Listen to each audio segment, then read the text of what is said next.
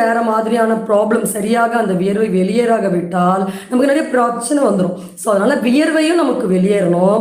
அதே சமயத்தில் நமக்கு இந்த மாதிரியான பேட் ஆர்டர்ஸ் அந்த இடத்துல வரக்கூடாது.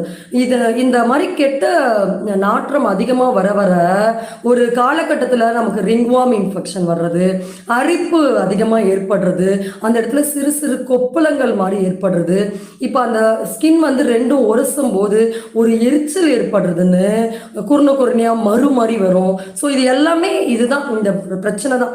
அந்த டாக்ஸின்ஸ் வெளியே போகலன்னா அது வேற வேற மாதிரி மேனிஃபெஸ்ட் ஆகிட்டு நமக்கு ஒரு தொந்தரவு கொடுத்துட்டே இருக்கும். ஸோ அப்போ ஒரு கெட்ட ஸ்மெல் வருதுனாலே நம்ம முன்னாடியே ஒரு prevention is better than cure. Starting ஸ்டேஜஸ்லேயே நம்ம ஒரு சில நேச்சுரலான ரெமெடிஸ் பண்ணும்போது அதை நம்மளால ப்ரிவென்ட் பண்ண முடியும். சரி, நேச்சுரலாக இருக்கிறதுலே ஒரு மனமான பொருள் பார்த்தீங்கன்னா ஜவ்வாது.